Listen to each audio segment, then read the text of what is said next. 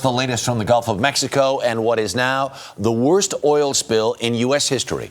President Obama is headed down there this morning as the world waits to see if BP's top kill managed to plug that giant hole in the bottom of the sea.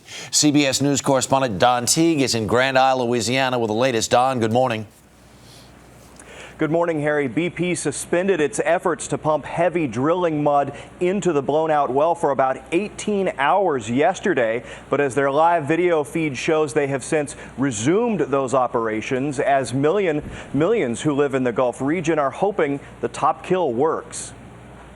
Can the Gulf oil gusher finally be plugged? It's a question BP engineers and government officials are trying to answer almost 2 days after they began shooting heavy mud into the blown-out well. It's quite a roller coaster. Every time we start a new operation, we obviously believe it could be successful. Officials hope to know later today if the so-called top kill procedure is working as hoped. But even as cleanup and containment efforts continue along the economically battered Louisiana coast, we've been through hell and back.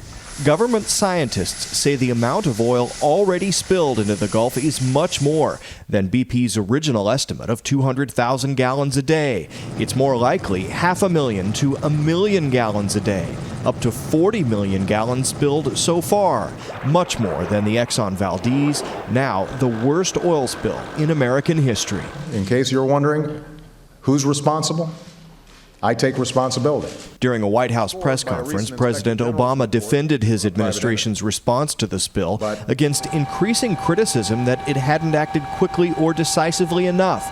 He repeatedly said it's his top priority. But at the same time, he didn't know if the former head of the Minerals and Management Service had resigned or been fired. I found out about her resignation today, so I don't know the circumstances in which this occurred. Well, President Obama's trip to the spill area later today will be a relatively short one. We're told he'll be in Grand Isle here for about 90 minutes for a tour and a briefing by Coast Guard and BP officials. Maggie? Don Teague, thank you very much. A lot happens early on The Early Show, weekday mornings on CBS.